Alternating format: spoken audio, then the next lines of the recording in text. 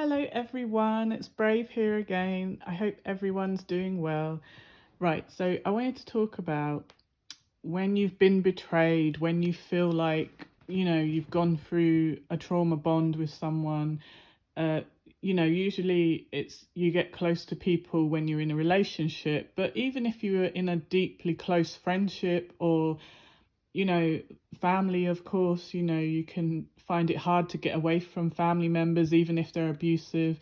But I'm mainly talking here about relationships, romantic relationships, whether you feel you had been involved with someone with narcissistic personality disorder, which made it harder to leave because you didn't realize a trauma bond was being created, and that is extremely hard to break because it almost feels like they get you addicted to them like a drug, and then when they remove themselves with intermittent reinforcement, which is like giving you a ton of love and love bombing and over the top fake love, and then you get kind of like so attached to it, like, wow, I've met the man of my dreams or the woman of my dreams or whatever, and then they take it away, and then they start acting stupid and nasty or abusive out of the blue, and then they start trying to make you jealous even if they're not seeing anyone else.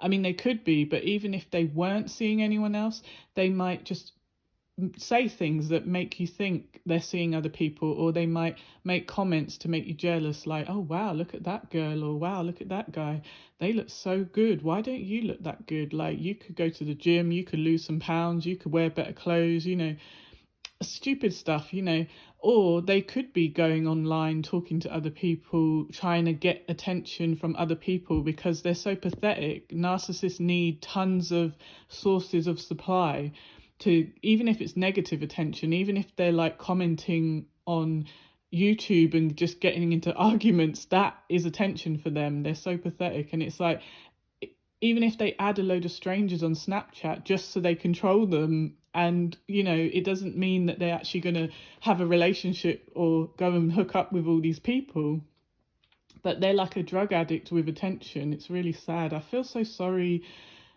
for the victims though, because usually, the victims of narcissistic abuse, they really had no idea what was going on. It's like the person sent them crazy. It's like crazy making being around narcissists, because they are so hot and cold, hot and cold. And when you think everything's fine with them, they will start playing games. They will start giving you the silent treatment. They will start, causing an argument for no reason. They will start making up lies and forcing you to defend yourself because you know that what they're saying isn't true. And, it's really sad and pathetic. They're incredibly unstable creatures, and you just got to pray for them, stay away from them, let them make their own silly mistakes. They're going to keep playing with fire and get burned every time, and then they're going to moan and cry and blame the fire for burning them, even though they keep playing with it. Stop playing with fire, and then maybe you won't get burned anymore. But anyway, so yeah, as you can tell, I've had some run-ins with a lot of narcs. I've had family members who were narcs, so I have a disdain and disgust and dislike for narcs. Once I realize someone's a narc, it's very hard for me to be around them anymore. At first, when you get to know people and they act a bit weird, you might think, oh, maybe they're having a bad day. Oh, maybe, something's triggered them, or, but then once I see the clear-cut textbook behavior, because they're very predictable, you should go to Professor Sam Vaknin's channel. He tells you all about narcissistic personality disorder and the abuse and everything, and it's so helpful to victims. And even narcs should go on there to learn why you lot behave as messed up as you do, and maybe you'll become self-aware and change yourselves, hopefully. But that is very rare for a narcissist to recognize they have a problem and actually want to change it. Usually they have to go to prison or end up homeless or end up penniless and homeless, or jobless, or so. Like, something has to really send them to rock bottom where no one is willing to talk to them anymore or help them, because they've ruined so many lives and hurt so many people and upset so many people, to the point where people just give up on them. Even the people who adored them in the beginning and really, really wanted them to win, they will abuse that person. Like, the nicer you are to them, the more they abuse you. That's how sick it is. So it becomes impossible for even the good people to stay around and want to help them, because they will throw it back in your face. All that help and love and kindness you will give, even if you save their life, they wouldn't be grateful. Like my disgusting, sadistic, malignant, narcissistic mother, or that thing that is on this planet that I share DNA with, she, when she had lung cancer, and I literally was praying to God saying, take me instead, you can have me instead. If someone has to die, you can have me instead. And then after she recovered and she survived it, you would think that after the years of her abuse during my childhood, and that I, tried to overlook, and I still helped her, even though she didn't mistreat my other siblings, it was just me she picked on.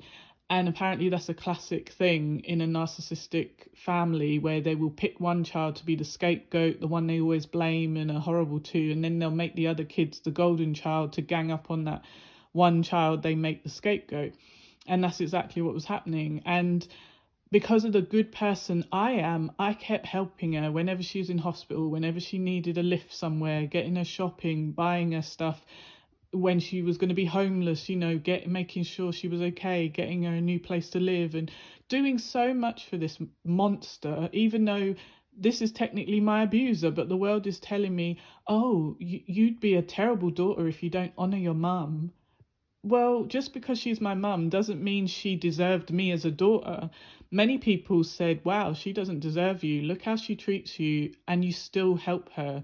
You're an angel, And I said, I'm not perfect, but I certainly don't go around hurting people on purpose, And so when bad people come into your life, and try to destroy you and try to cause trouble and ruin any good things you have going on for you, you have to fight back, even if it takes you a while to realize this person is against me. This person actually is laughing at my pain. This person is deliberately trying to make me jealous and put me down and degrade me. Like, what's going on here?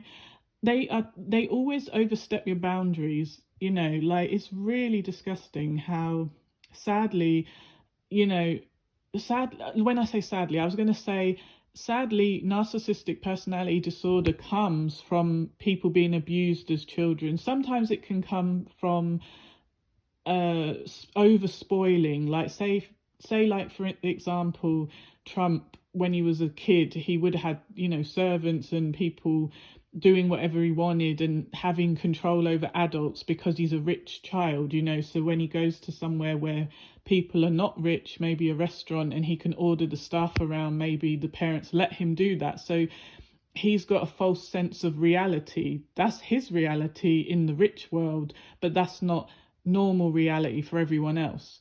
So he might become a narcissist because of this, he's not in real reality.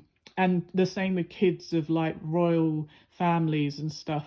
They've got people putting the toothpaste on their toothbrush for them, you know what I mean, and brushing their teeth for them. I mean, I wouldn't even want that. That would be so dumb. I'd feel like a dumb invalid if someone's brushing my teeth for me. Like, what am I, 5? Like, that is so dumb. So I don't see that as a mark of, wow, I'm so rich, I've got someone to wipe my ass for me. I would be, ew, get out, I'm using the toilet. But yeah, that's really weird. Like, weird what people with money think is power. Like, if I had money, the last thing I would want is a load of strangers in my house who are probably hating me for having the money. Like, I would clean my own house. I wouldn't even pay a cleaner because she would probably be hating me. I wouldn't even pay a chef because they'd be spitting in my food, probably grinding up glass in my food.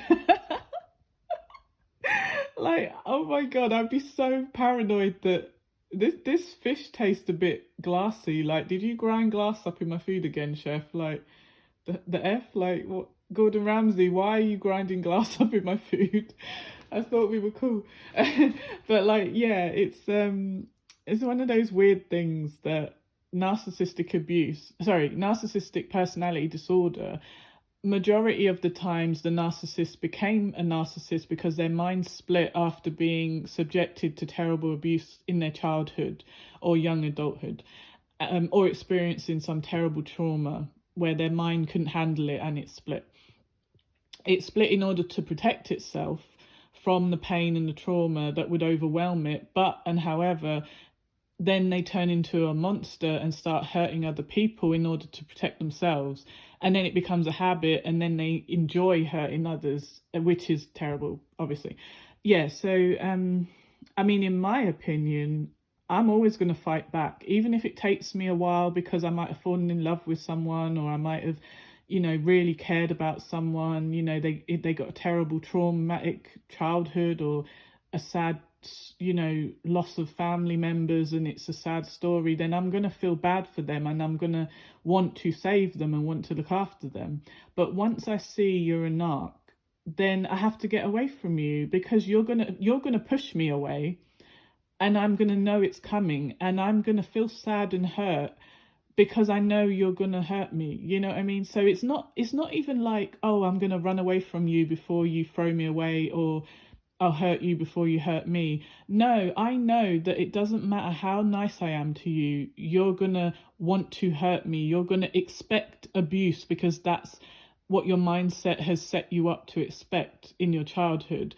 So you're going to expect me to abuse you, but I won't. And then when I don't, you're going to be suspicious, like, why isn't she abusing me? Everyone else in my life abused me. And then you're going to get paranoid and think that I have a hidden agenda every time I'm nice to you. Then you're going to strike first and start abusing me to keep control of me, even though I'm not doing anything to you.